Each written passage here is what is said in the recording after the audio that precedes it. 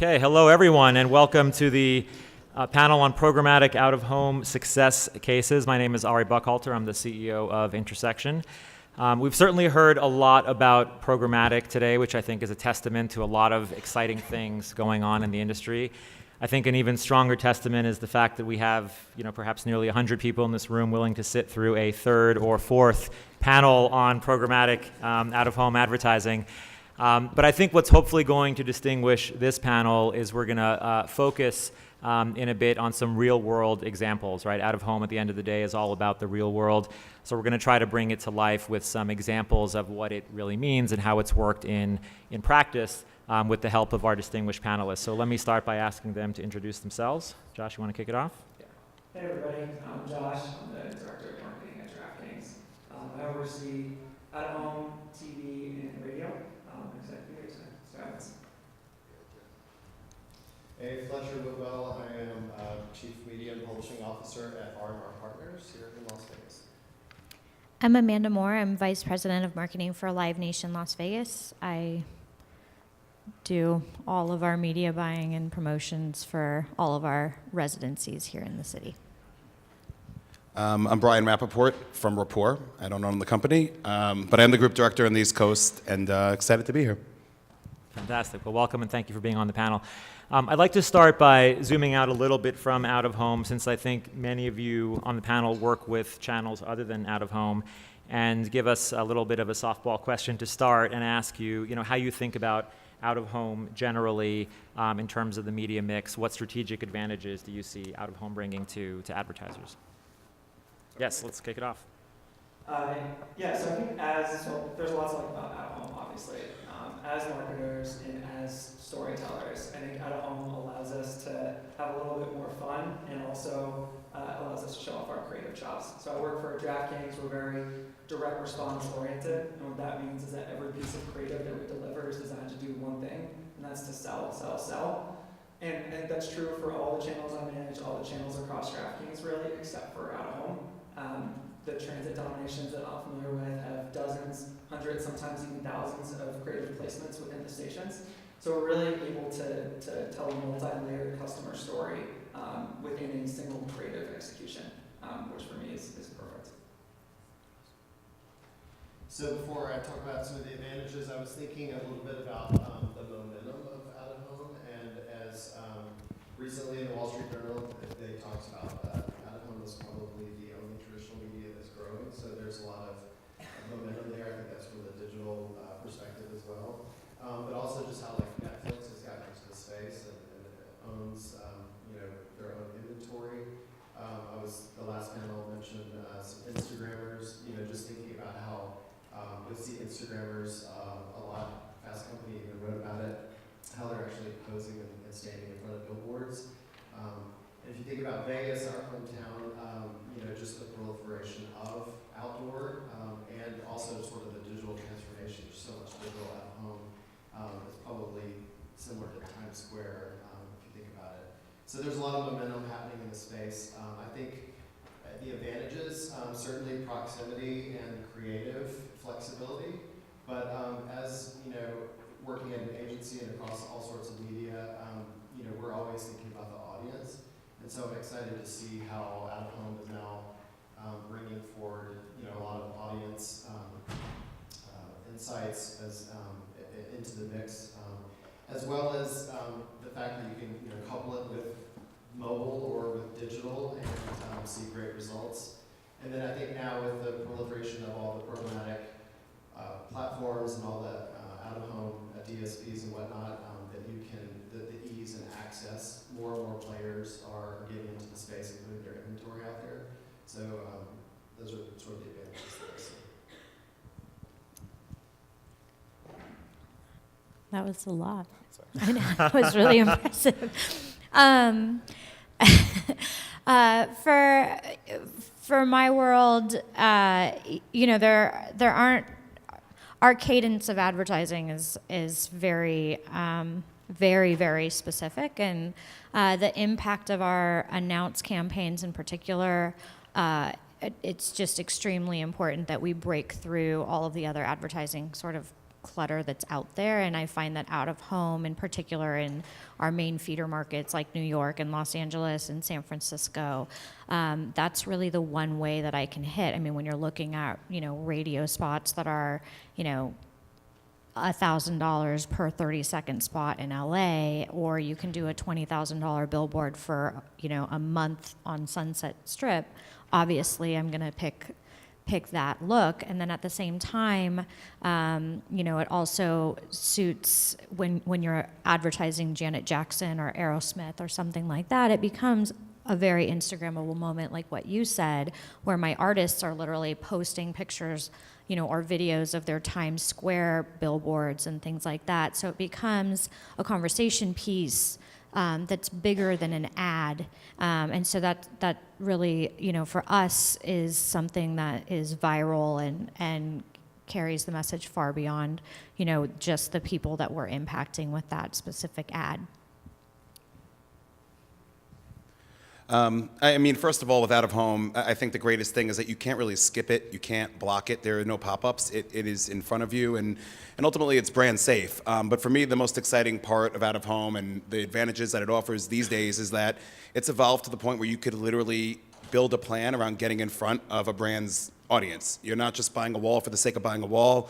You could focus in on a specific psychographic profile and basically build a plan around that and prevent waste and prevent, again, buying large format for the sake of buying large format, but rather telling a story for a brand. And I think it's pretty awesome how obviously Geopath has evolved, but at the same time, the different data sets that we're now able to use to help create a story for the brands that we work with.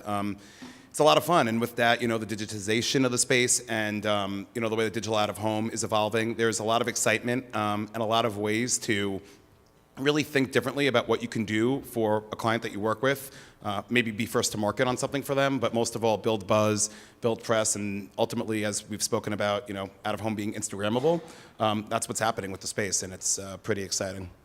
Yeah, I really love that point, the idea that, out of home doesn't just activate through the screens and the billboards themselves, but the idea that it can jump out of that medium into others, become those Instagrammable moments. I think in the previous panel, one of the panelists said it's all about Kylie Jenner. And I think that's maybe a new meme for out of home. It's all about Kylie Jenner. But certainly, coming back to programmatic, clearly a buzzword, right? If we all took a shot every time we heard that word today, we'd be drunk on the floor by like 10:15 in the morning. But let's try to make it a little bit more real for folks. I think the idea of programmatic out of home still means different things to different people. It's kind of an elusive concept. So, would love to get your takes on what is it really about? And by that I mean, kind of what problems can programmatic be solving with respect to out of home? What benefits should it be delivering? Brian, maybe I'll start with you this time. Sure. So, I mean, for me, programmatic, I think that it's really about simplifying and being in front of a specific audience in the digital space when you want to be at the exact time that makes sense for a client. And obviously limiting waste. So that doesn't mean being on a screen at 2 a.m. in a given market, but rather being somewhere, that ultimately makes sense, and then at the end of the day, provides creative flexibility. So, I mean, I definitely think it's about education, myself included, really striving to learn more about the programmatic space because, self-admittedly, I'm not fully well-versed yet, but it's exciting because I think there's a way that it could shift additional dollars into the out-of-home space rather than take dollars out and shift it towards digital. Fletcher? I look at programmatic, as the real-time algorithmic buying of ads, and I think in the out-of-home space we're probably a little bit more in the automated space at this point in time, but certainly getting there. And I like to coin a phrase from Jonathan from Adami, who always talks about co-opetition. And I like how, you have the DSPs, you have the out-of-home programmatic platforms, you have most of the major players in the space are starting to, feed their inventory and make it accessible and available. And I think it's going to, basically, even from the last, DSC and other out-of-home conferences that I've been to, the landscape has shifted more and more in the programmatic space. Amanda? Yeah, I mean, for us, it's particularly useful because we're able to instill, to sort of integrate a specific call to action and a sense of urgency in the messaging that we're trying to get out. So especially when you're landing in Las Vegas and driving to Las Vegas Boulevard, for us to be able to have a billboard for whatever resident artist we have, with this week, across the top, that's obviously something that's extremely, useful for us and helps us move tickets. Whereas without that, it just really looks like a general advertisement. Same goes for when we're launching a residency, for me to be able to have my city presale integration into it so that people are getting that information, for me to have my on sale information on it. That's something that we really didn't have the opportunity to do when we were just buying static. And now that and even with programmatic, now that we're able to do it ourselves and actually manage it ourselves, we're really able to get a lot more creative with that messaging. And I see that with a lot of other brands too. I mean, when you look at, I think hospitals are really good at it, where they're telling you what the wait time is, welcoming, the name of a baby that was just born, things like that. When you see just how much you can customize it so that you're really speaking on a more personal level to the people that you're, trying to advertise to, it makes it really interesting. Yeah, and for us, I think there's a lot of potential benefits, but there's three main ones. I think the first one is improvements in measurement techniques, which I know we're going to talk about a little bit later. Number two is transparency. So transparency into ad pricing models as well as unsold inventory, super important for us. And then number three, I think, as Brian was saying, flexibility. So we're again at a company that has budgets that are constantly in flux, and so when we do get additional money, I think in theory, programmatic enables out of home to get a larger and more seats at a table when we're trying to allocate additional budget. So transparency, flexibility, I heard creativity and relevance and those types of things. Those are all wonderful. And actually in the traditional programmatic world, you often don't hear a lot of those words associated with programmatic. So I think that's pretty fascinating.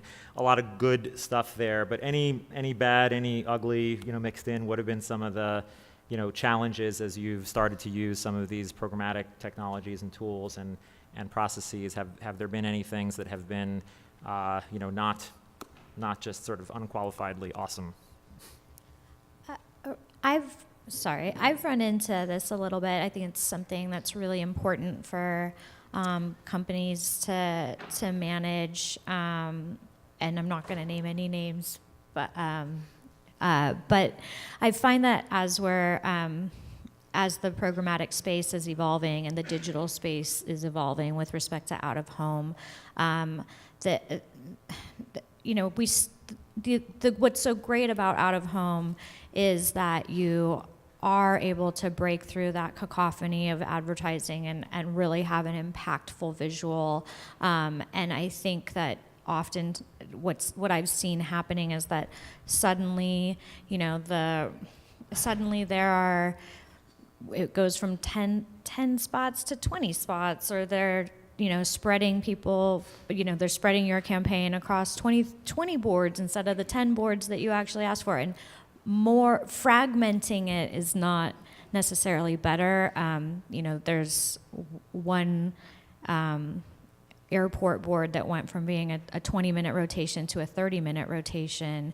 And when you do something like that, it really isn't helpful for any of the advertisers because their ad is only being seen every 15 minutes at best, or 30 if you're only able to buy one spot. So I think it's important to remember that we like this space because we're able to break through the clutter. And so if you clutter your one board with too many spots, it really diminishes the value.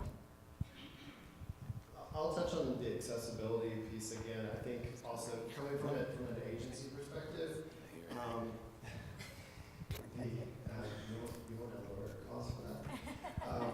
Coming at it from the agency perspective, I think we work on so many platforms between whether it be our DSP and our financial software, and so now if inventory isn't fed into our DSP or into a programmatic platform, I think just having accessibility of all that inventory would be the best solution. because right now we're still having to use the old method of availing and or seeing what's available on the platforms and then having to go elsewhere. So I think once we get to a place, and again, I think it's gotten much better, and probably by the end of this year it'll be there. But that's just one thing that I see. I think brand safety eventually will probably come into play, like it has from the digital side of things, but I haven't necessarily. How so? Just making sure that your ads are in brand safe environments. Or I think right now, I'm not as concerned about that, but I think sometimes the content surrounding your content, like if you're up against an iCloud or Topless Bar or something like that. Right, got it. So the safety of the physical location, right? Right. Right, got it. Yeah, and for me, speaking from the perspective of an advertiser, I think that what people can be doing is really going above and beyond to educate us on what exactly programmatic is. I'm sort of just learning about it, gotten a few opportunities through our agency, but I think just being super proactive on the advantages and why we should be exploring the space, I think will go a long way. I mean, I think ease and automation is obviously a wonderful part of programmatic, and it makes it so interesting and awesome for brands. But again, not to be redundant, it's about education, and we can't speak about programmatic solely from the online channel, because if we do that, that's where the dollars are going to go. At the end of the day, it's finding that middle ground to be able to work. In the case of our agency, working with a sister agency who solely focuses on programmatic, and finding a way for both of us to work together. To ensure that it's looked at from the out-of-home side of things rather than just the digital side of things. So that really coupled with, again, further education and getting to work with our partners and vendors in this space to understand more about it and why it's such a plus for advertisers. Those are definitely the challenges for right now. Yeah, makes sense. All right, so now for the fun part. All of you have used some kind of programmatic technology to power an out-of-home campaign in some way. So for the next few minutes, what I'd love to do is ask each of you to do kind of a little bit of show and tell for the audience, and talk for a little bit about how you've done that. What was the success that you encountered because of leveraging programmatic in some way. Some of you have visual aids that I'll click through, but Amanda, why don't we start with you? We're starting with me because I didn't bring visual aids, just so that we're clear. We tend to, first of all, I think, I can't speak for all of the advertisers that are here, but we have extremely small budgets for our for concerts and one-off residencies. We're talking like $20,000 per show, something like that. And so what we're really able to do with programmatic particularly is create a really impactful campaign during the 1-week rollouts of our announced campaigns. That initial hit of the announcement itself on the day that we announce is extraordinarily important, because that's really the catalyst for all of the chatter that we need to have to prepare people for the actual on sale, which is generally about 5 to 10 days after our announced date. So we are pretty, we don't get too creative with the model because the model works. So it's generally that announce when we do a significant buy that includes, as I said before, Times Square, San Francisco, LA, obviously Las Vegas. That Harmon board is beautiful. The Adomni boards, that are right there by UNLV are extremely important for us. And then, in Los Angeles, it's really about being able to hit every corner so that people are able to see it. So that's really, kind of the standard now, and it's gotten to the point where when I was launching the Eagles dates here, and they had seen so many of our campaigns because, like I said, every one of our artists wants a video of the Times Square billboard that's announcing their dates, and they all post it. So when we announced Eagles, that was the first thing, I remember 5 years ago when I was, getting started here in this market, I'd have to fight to be able to place any out of home whatsoever. I mean, they wanted 40% of my budget for digital and radio and TV, and that's it, and we're done. And now it was the very first thing that people ask for is, we want, a $250,000 out of home campaign for the month that we announce in these 20 markets. I mean, with Madonna, when we announced, that was the first thing they asked for, was a significant out of home campaign. And that's really, I think when the artists, when those teams are starting to see how impactful those campaigns are, and you've sort of created that trend, it's a really interesting shift. And it's obviously very helpful for us to not have to convince them anymore to let us carve that money out of the budget. But the reality is, it's the most impactful branding campaign that we can run, short of the Facebook campaigns we run behind the artist post, in terms of awareness and in terms of making that event big. I think as soon as you have billboards on Sunset and Times Square and on Las Vegas Boulevard, it's suddenly big. It's suddenly a very important event. And I think being able to do that with something like Programmatic, where it's actually really easy and we don't even want to tell them how easy it is to set up, I think it's really interesting. So we're just going to continue to do it. Yeah, no, that's fantastic. No slides needed. It's funny because I think, being somewhat new to out of home myself, I've only been in the industry for a couple of years.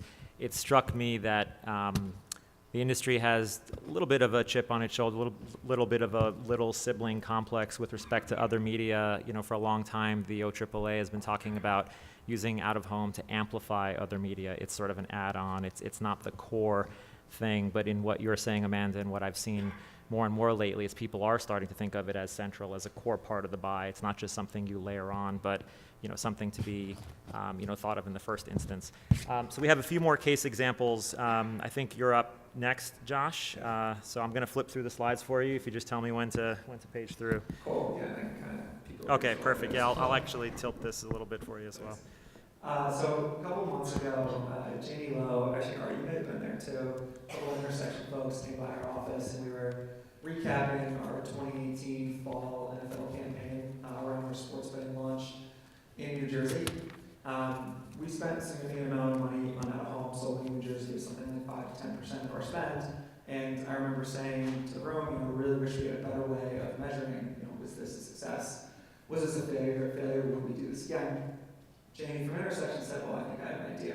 He connected his analytics team, my analytics team. We ended up running a test and control retroactive study to try to understand whether our campaign was a success or a failure. So I'm going to quickly run through that today. And these are just a couple of glamour shots from the actual 3 stations that we took over. So this is Newark, Penn, Secaucus, and Hoboken, so the 3 biggest transit stations in New Jersey. And then the 4th one that we chose was Summit, and that was our control station. So we had ads in 3, and then we had no ads in Summit, which was the control. That's all right. So I can quickly talk through how it worked. So what DraftKings did is we sent device IDs that we had acquired of customers that had downloaded our ads when the station dominations were live. We stripped them of all personal information, we anonymized them so it was secure, and we sent them over to Intersection. And Intersection, using their proprietary programmatic ad tech, was able to understand at our 3 test stations who had been exposed to our ads, and then at the one control station where there were no trafficking ads, who was not exposed.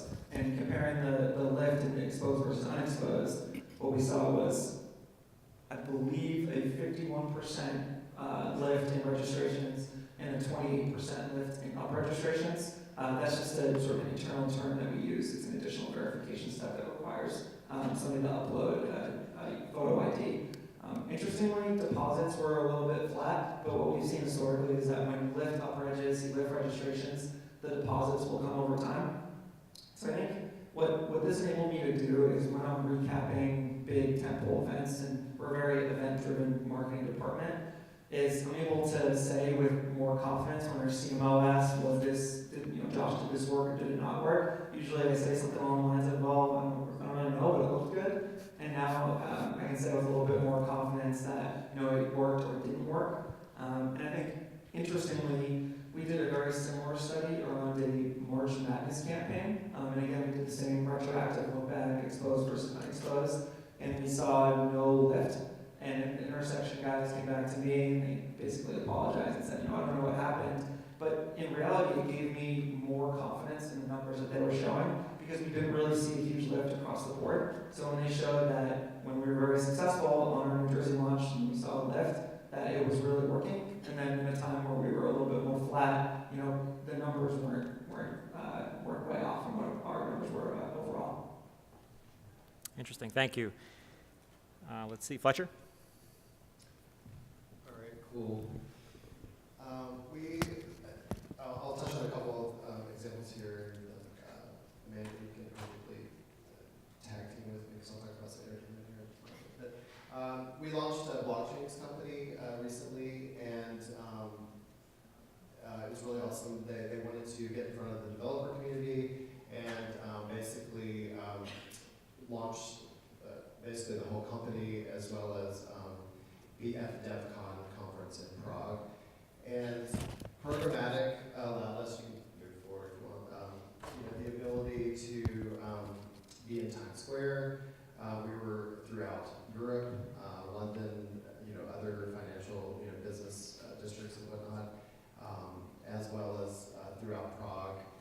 But we also mixed in a ton of really cool, new technology and holograms and projection mapping and things like that on the buildings. Basically took over Prague, which was pretty cool. But we were able to definitely utilize Programmatic to get on and off quickly. Basically, we had 4 sets created. It was like launching the company, then we announced it, and then once, so being able to, that creative flexibility was really huge. I think the next one is getting into, Cirque du Soleil. So we represent Cirque here in Las Vegas for a lot of their shows. And, I think we think about Vegas and probably similar to other sort of, Orlando or New York, big tourist destinations. We think about the day in the life of the tourist, and basically it's about 50-50. You either fly here or you drive here. So we can hit people, whether it's at, McCarran or coming in, as Amanda described, off Trop by UNLV, or through, if you're driving up the 15.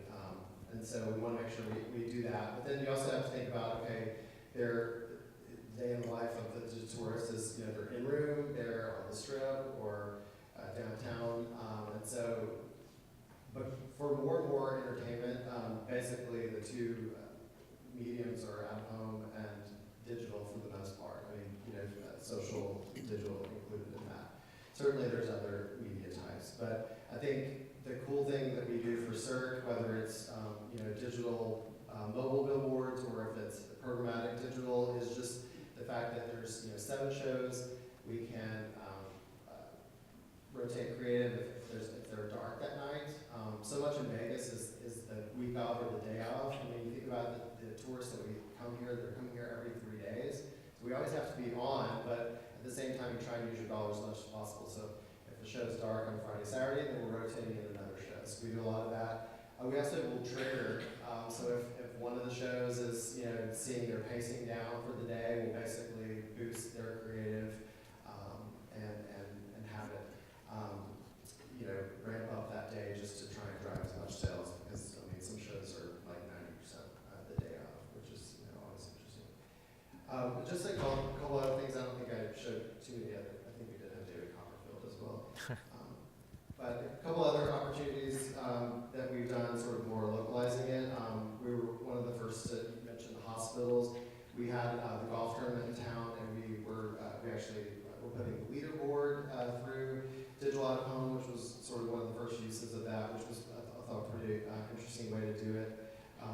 As well as recently our water authority here in Vegas. If you think about Vegas, we're in the desert, so we have to make sure that we have change our watering clocks and make sure you don't water every day. And it depends on the seasonality, you can water so much. But we just went into the summer where you can't water on Sundays, and we partnered with the Vegas Golden Knights, which is pretty awesome. One of the awesome players there, Ryan Reeves, and had him in our creative for the Southern Nevada Water Authority. And basically, we took over every available digital out of home for the launch, which in the market, which was pretty awesome. And again, you can't water on Sunday, so now we're using digital out of home, strategically about what days of the week and whatnot as to how to water. So just some other interesting pieces of how we've been able to utilize programmatic and digital out of home. Fantastic. All right. Thank you, Brian. Want to take us home? Sure. I hope I can see it from here. I may have to get up. So we work with Fresh Direct. They're a direct client for us at Rapport. Been working with them for about a year. East Coast based, so for those of you on the East Coast, or at least in New York, Philly, DC, they are very prevalent, and they're a great way to get groceries, same-day delivery. So essentially, they were looking to do something to really break through the clutter. If you're in New York, you see Peapod, Freshly, HelloFresh. There's so many different meal service providers out there, as well as grocery delivery services. And essentially, Fresh Direct wanted to find a way to leverage, programmatic attribution to track basically site visits as a result of seeing this ad, which was kind of amazing. So essentially, what they did was they attached a pixel to their site, and if you were within a viewshed of the Link NYC screens, we did a massive buy with Link, cherry picking the Link screens in New York based on high indexing customers, neighborhoods that needed some support, as well as some areas that would help us drive new customer acquisition. If you were within, I believe it's a block radius, but maybe you know, or Rob? A block radius of the viewshed, and you took a direct action, from seeing that Fresh Direct ad, we were able to sort of track and see who went to the site as a result of seeing these, Link ads, which was pretty amazing. And it really was wild to sort of see how this programmatic execution, really was able to enable the true digital attribution for out of home. So essentially, it led to 18.6 million impressions, 41,000 website visits, and a 0.22% conversion rate, which was great for them. And really, the cool part of this, for me, at least what the client loved and what I personally loved about this, was the ongoing measurement that we were doing and utilizing through, Place Exchange and Intersection enabled us to optimize in flight.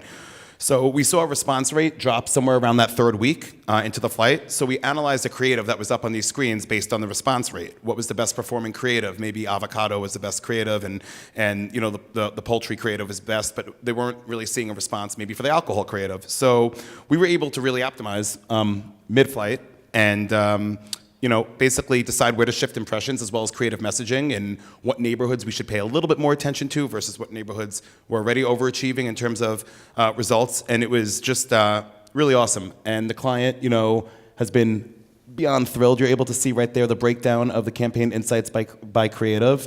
And this is an ongoing case study, so to speak, a live case study that we have weekly check-ins with the client. They're able to learn in real time what's working for them in the out-of-home space versus what's not working for them. And they've been really, really, really pleased with this. And it's kind of awesome because we haven't done this at Rapport yet. This is, a direct client, so it's really fun to play in the D2C and the emerging brand space and sort of help a client learn a little bit more. As you can see, we were able to analyze insights by geo and what neighborhoods were over-indexing and performing the best, be it, the Upper West Side, or maybe it was Gramercy that was doing a little bit better.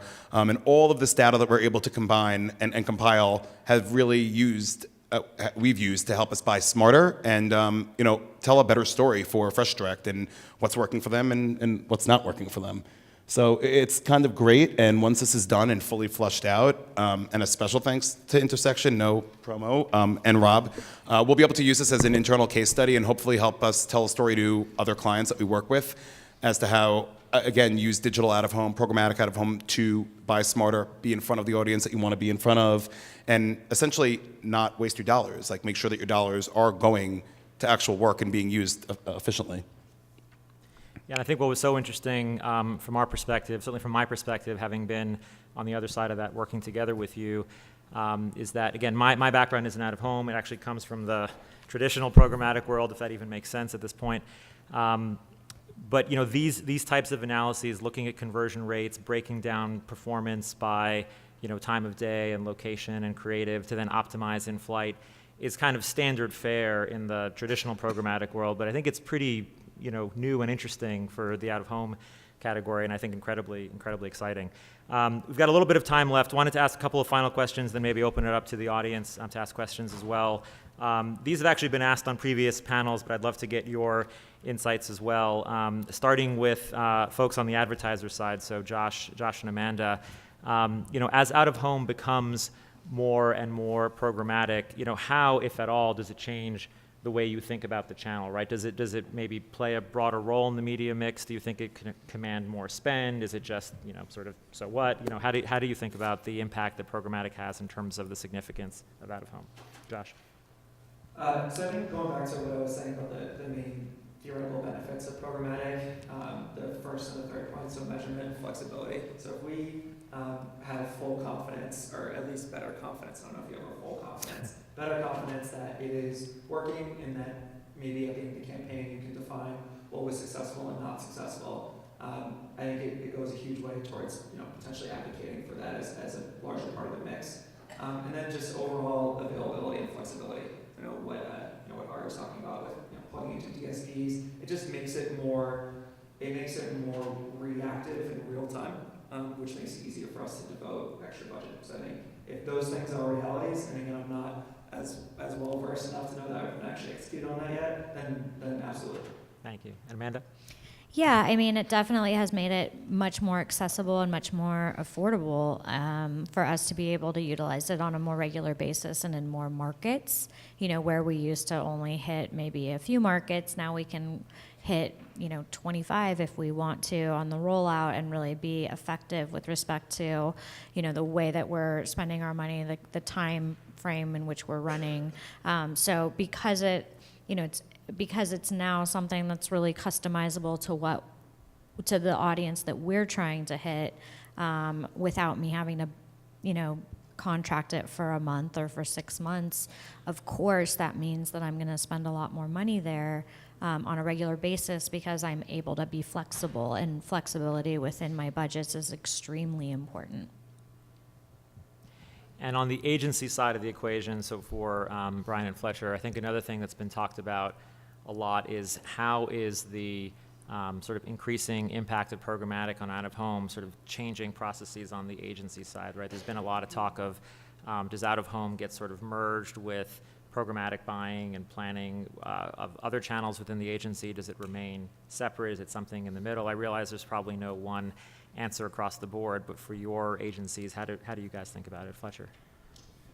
I think, first of all, the good news is that we're getting there. If you think about like the traditional DSPs, whether it's Trade Desk or Centro, et cetera, you think about out-of-home programmatic players, whether it's Place Exchange or Adobe or Vistar, and now all of the the board owners, Clear Channels, JC Co's, Lamar's, they're all starting to play together and make that accessible. So I think that's really good news. But from an agency perspective, and I came from a large holding company, and then now I'll plug the independent agencies because we're more nimble and cross-trained, so you can get the solution that you need. But really, there's probably 3 issues that I see that need to sort of change. You've got budget silos. You think about how most agencies are structured. They're structured based on media type, and so how do you truly derive the right media mix? And then, oh, by the way, once you have divvied up the budget, if you want someone to think about mobile and out-of-home together, the 2 people really aren't thinking that way. They're thinking about their channel, they're thinking about out-of-home, or they're thinking about social media or display or whatnot. So we have to break down the silos. I think from the sales perspective, if you can get in front of strategists or the planners, then they're the ones that are more likely going to say, oh, that really makes sense, that meets my objective, that's going to help increase ticket sales, or that's going to help drive more traffic. And then they may dictate, like, yes, I want to couple digital out-of-home and display together, or something like that. Another issue is the digital buyers who are your traditional DSP folks, and I have digital media specialists as well, but they don't really understand out-of-home. And so if we're wanting them to start, shifting dollars that way, yes, it is a screen, but they don't necessarily, understand it. So there's going to be, a lot of education. And then I mentioned it earlier, we're so fragmented. There's not really one really good system for agencies or media planners to plan and buy on. So, there's so many things. You're on Google, you're on Facebook, you're on the DSP, you're in Advantage, you're doing, all these different systems. And so it's the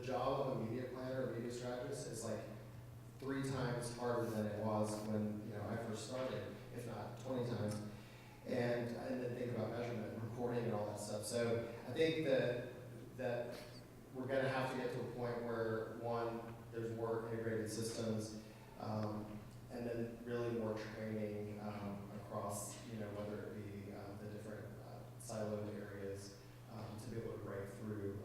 But I do think that the access, back to the original point, is going to help, as well as all the new tools and systems with audience targeting, proximity targeting. It's just going to help fuel digital out of home because you can couple it with traditional digital. Right. Yeah, I mean, I think it's going to remain separate for a little bit, but again, it's about finding ways to work, cohesively between different silos across the different media channels. And I think it's on us to create a vision of programmatic from the out-of-home side of things rather than, from the media side of things, which is how it is right now.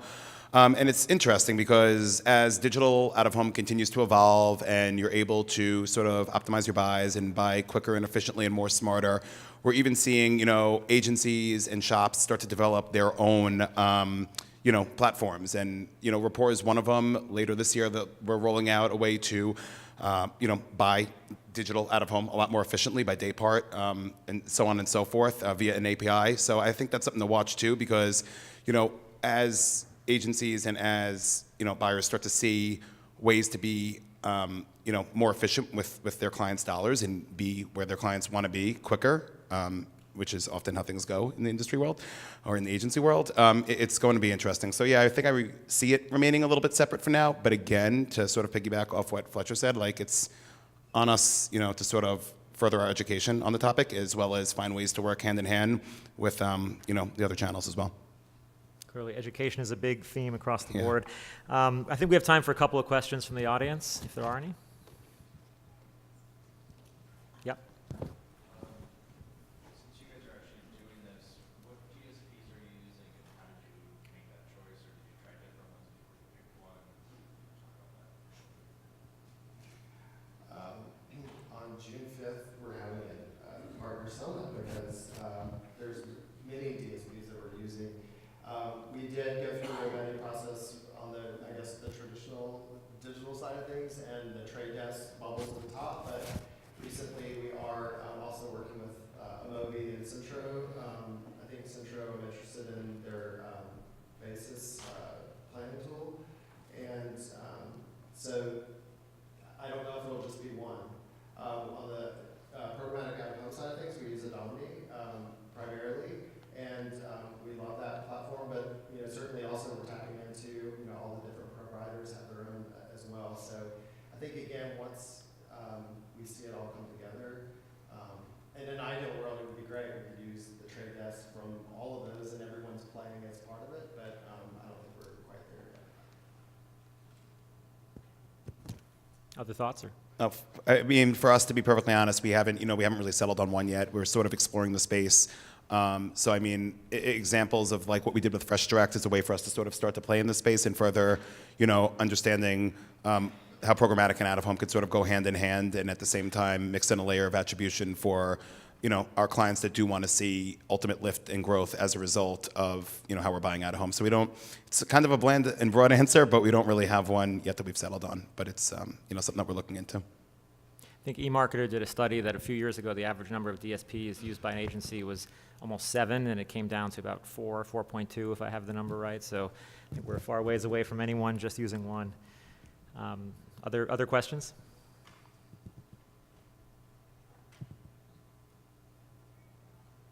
Yeah. There's a lot of inventory that is not digitized, so how do you factor that into your buys?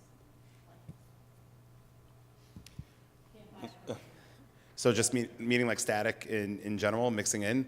So I've harped a lot on like being able to tell a story through the way you buy out of home and for specific clients by understanding their audience. And one of my favorite, data platforms over the past year as I further learned about it, and especially thanks to partners like Intersection and JCDecaux and Vector who have access to it, is Neustar data. And I think that Neustar is pretty amazing because you're really able to essentially build out an audience profile based on how many psychographic traits and demographic pieces of information that you gather on an audience. So if I'm looking at age 25 to 54 that subscribe to 3 streaming services that belong to a gym that like to spend time outside and usually take 7 trips over the course of a year, I could put all that information in and essentially build out this beautiful heat map in Manhattan, for instance, and find that maybe that audience pops really well in Soho, but it doesn't pop that well in Midtown. So maybe I want to mix in 1 or 2 walls in Soho as well as some bus shelters, or buy a station domination down there, because that will, help me tell a story to my client that, look, we're not just buying a giant wall for the sake of buying a giant wall, rather really trying to understand your audience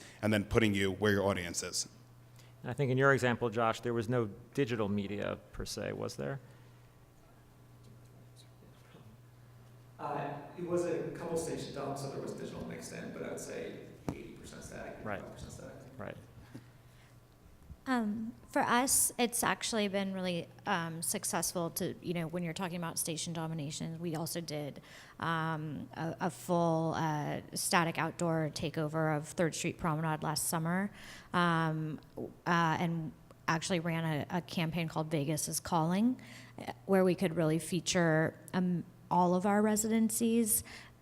I'm selling vacations. I'm not just selling tickets. I know that I'm asking people to invest $1,000, $2,000 into, when I'm running a campaign. So that really is, that's really where I can, when we're talking about telling a story, I feel like that's a really great place to do so.